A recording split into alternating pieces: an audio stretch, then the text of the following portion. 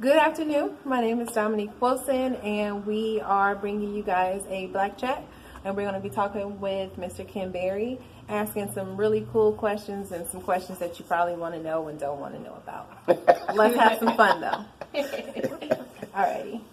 First question. Our producer has the question. Hi. All right. So first question is, can you talk about how your professional experience will apply to the skills that are needed on the council?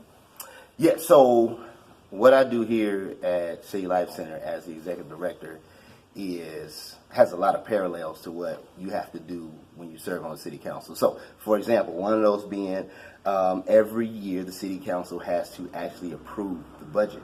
Well, a person who approves the budget needs to know what they're looking at when they're presented with a budget. I can kind of tell you firsthand from having worked for the city for a little while, a lot of times it's kind of okay, and you just pass it. You don't analyze the budget.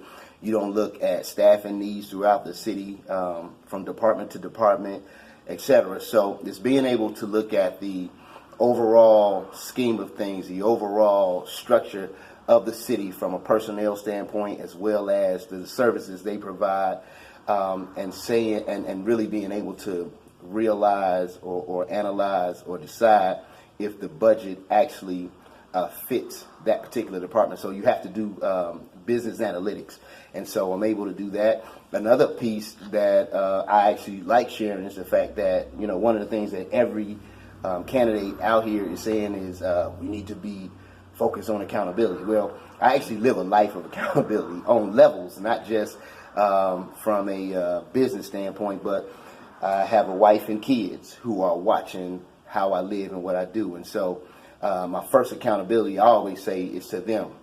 I'm also a Christian.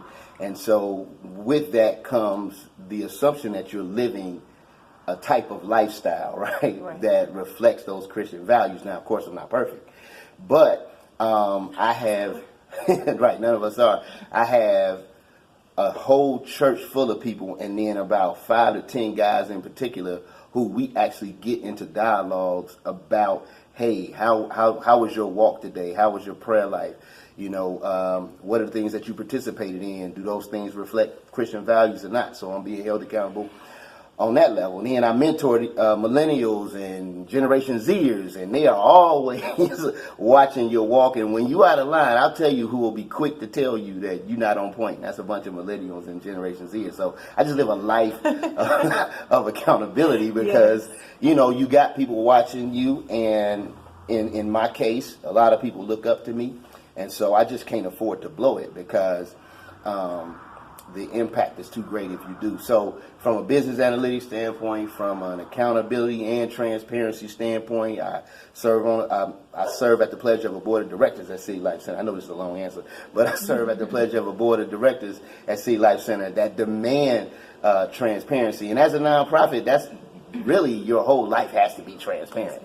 People should be able to have access to what you do and know and all that. So all that to say, all that stuff kind of translates into what I'll be doing for the city. So I like what you said about you have too much at stake. Like, you can't afford to not be held accountable. Like, you can't afford to let so many people down who look up to you. That's right. And I think that's super mature, and hopefully once I grow up I'll be there. Because I feel like I feel like I drop the ball all the time, and then I keep thinking I'm gonna get to this point where I can't afford to drop the ball this time.